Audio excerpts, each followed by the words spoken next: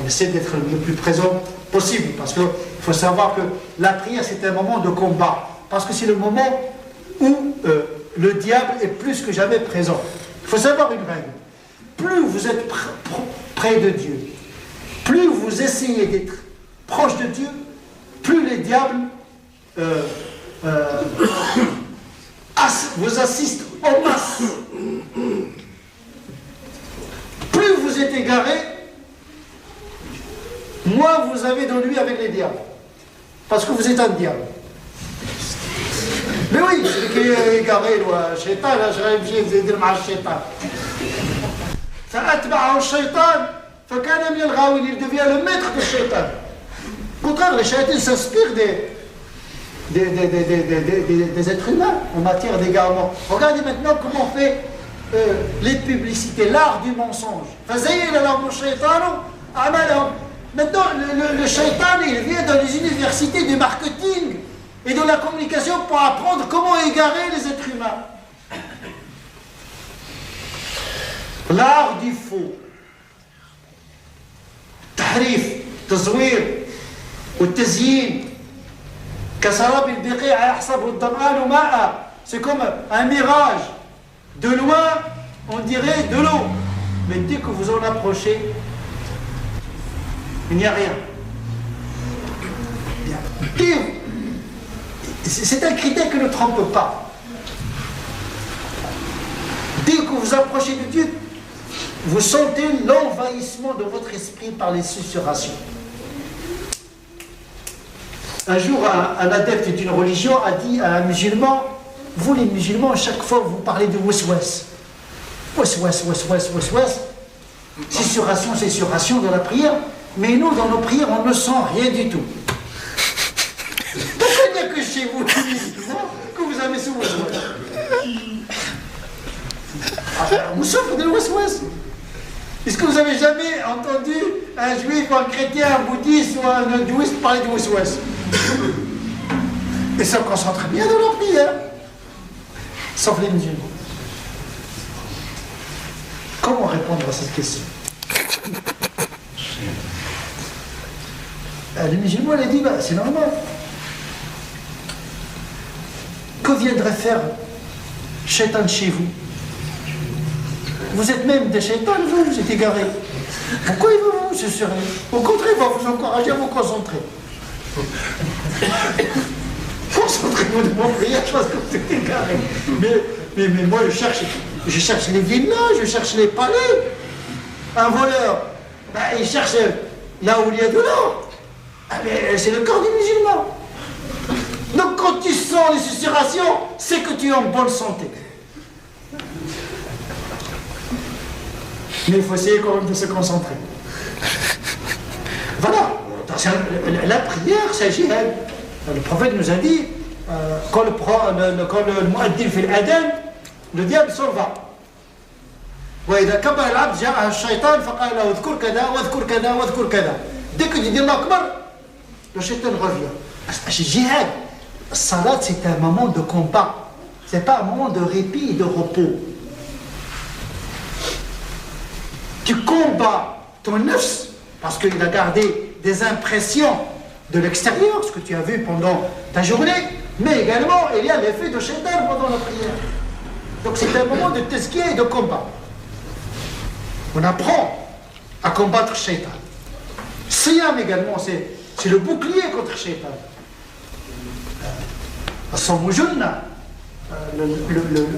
Le jeûne est une protection. Et donc, les pratiques spirituelles nous aident à nous purifier afin de nous transformer.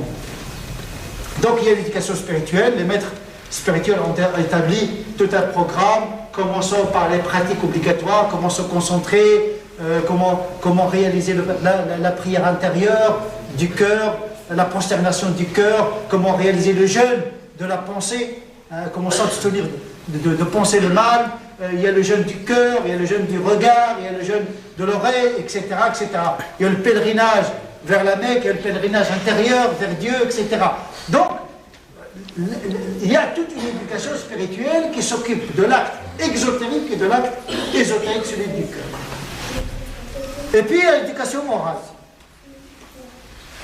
إنما بعثت لأتمم مكارم الأخلاق. Le prophète sallallahu alayhi wa sallam résume ainsi sa mission qui consiste à parfaire la morale. Donc une aqida, une culture, un savoir, une pratique spirituelle qui ne verse pas dans la transformation morale est un processus éducatif inachevé.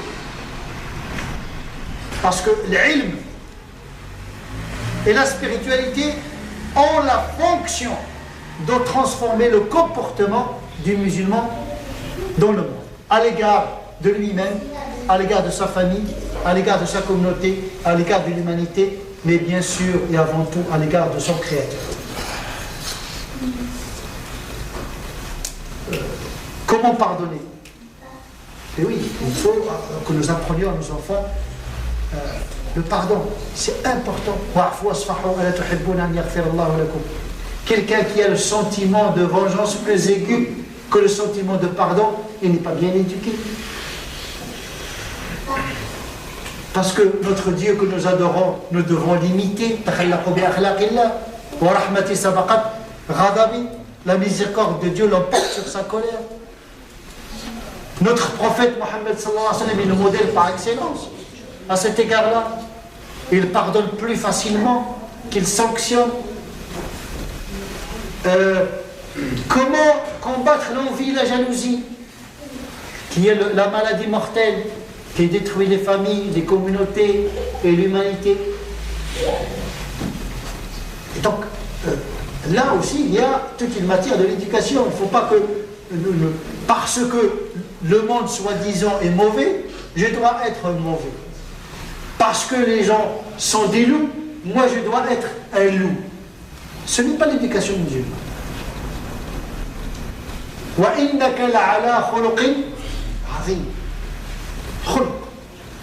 Je ne dois pas être tenté par l'immoralité des autres. Parce que j'ai des comptes à rendre à mon Créateur.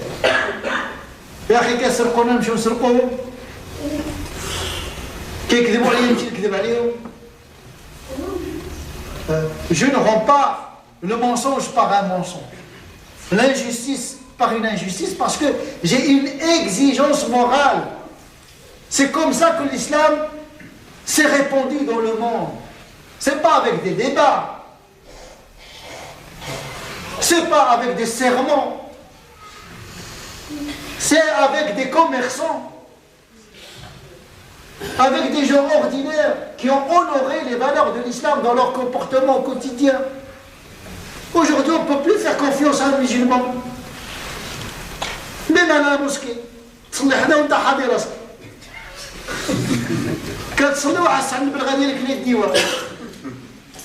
C'est pour cette raison que les gens, quand ils viennent à la mosquée, ils viennent avec les habits les plus les chaussures les plus démodées. Et quand il est invité à une soirée, eh bien, le comportement change. C'est lamentable. Moi, ma mosquée, plusieurs fois, on a volé l'argent à la mosquée. La caisse de la mosquée. On parle des zones sensibles. Mais il y a aussi des mosquées sensibles. Très sensibles. L'imam qui est trop bien payé, mais c'est le cochinard. Bon, j'exagère un petit peu, mais quand même, nous souffrons. Par exemple, Dieu dit Inna ba'da dhanni ithim.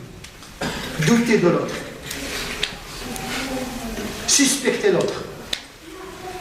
Peu de suspect, un peu de suspect est une faute, dit le Coran. Un peu. Bah, quelque peu de suspicion à l'égard d'autrui. Parce qu'à l'origine, tu ne dois pas douter des gens. Tant que tu n'as pas vu le mal prononcé ou traduit dans un comportement. Tu n'as pas à sonder les cœurs. Chez nous, malheureusement, c'est le doute qui est la règle. Alors que l'islam, il y a le bara al-asliya. L'homme est bon à l'origine. vois pas un comportement. Et puis je dois l'excuser en plus. C'est ça la grandeur d'une religion. Ce n'est pas ce que le musulman dit de sa religion, mais ce que fait cette religion de ce musulman. Avec ses parents, avec sa famille, avec ses frères, avec ses concitoyens. Notre religion est la religion la plus exigeante. On n'a pas le droit d'être comme les autres, de médire, de parler derrière les autres. Tu vois, le frère, mashallah, ou la sœur, mashallah, bien pratiquante, etc. Mais dès qu'il s'agit de parler, comme s'ils n'ont pas de compte à rendre.